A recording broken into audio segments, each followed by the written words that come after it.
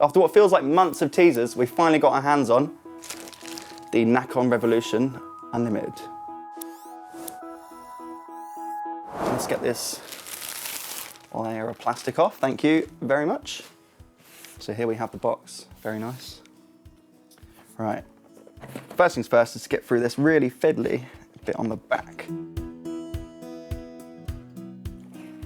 So here we go, let's just flip that around this way. So, ta-da! Here's the inside of the box, pretty minimalist here. So at the top we've got your little pack. Got some stickers on the back, Revolution Unlimited Pro Controller stickers, so you can let everybody know wherever you are that you own one of these bad boys. And well, that's kind of, yeah, your instructions and stuff like that. So yeah, all your basic stuff there.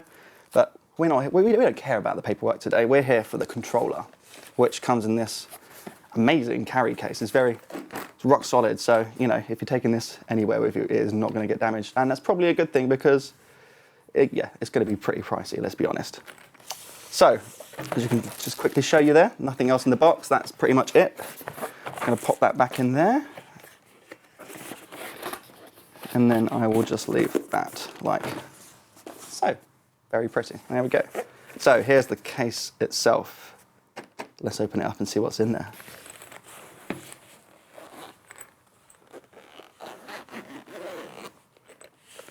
Drum roll, please. Oh, look at that. Okay, so we've got a nice cleaning cloth there on top, keeping it all nice and safe. Revolution Unlimited Pro Controller. I think they're really pushing the Pro Controller part of this. So yeah, here we have the actual controller. This looks absolutely stunning.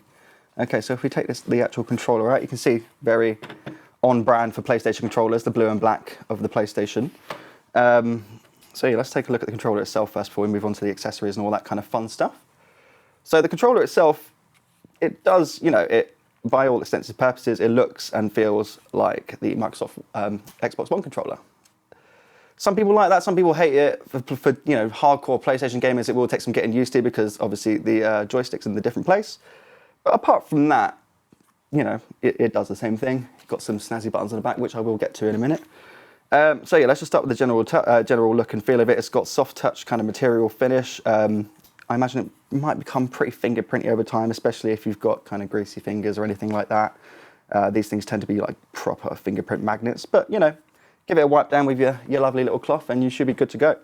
Apart from that, so yeah, we've got the buttons there, and we've got 4 LED indicators that go across here, which indicate kind of the mode of connection and the profile that you're using for various games. I'll get into that in a little bit more detail in a minute. At the bottom, you'll notice the headphone jack there, which allows you to use a headset and use your microphone to talk to your friends. But it's on the back where things start to get really interesting, as you can see here. So on the back, we can switch between 3 custom profiles. So you've got a PC profile, your number 1 and your number 2 profile. So you just flip that like so, and that will change the configuration on the controller. As well as that, you can switch between wired and wireless modes there, just flip of the toggle, which is very nice. I should actually mention this runs on Bluetooth, but it is also connected via USB-C for your PlayStation and your PC, which is very nice. So you can use this with all your favorite PC games as well as your PlayStation games. Alongside the back, you can switch your profile from here, this button here. Underneath I don't think I've seen this on any other custom controller. So you've got controls for your microphone and your headset itself. So you've got a mic button there, so you can mute your microphone very easily, and you can also increase and decrease the volume, which is very nice. Alongside that, you've got these 4 customizable buttons. If I flip that around like that, you can kind of get an idea of how easy it is to kind of access these when playing. They feel very nice, very clicky. I like that. I like nice click feedback. It's always good. The joysticks are customizable. I'll kind of get into that more in a minute. And you've got a very nice little detail there, designed by Nacon on the top there. And obviously you've got your PlayStation specific controls like the touchpad, the options and share button.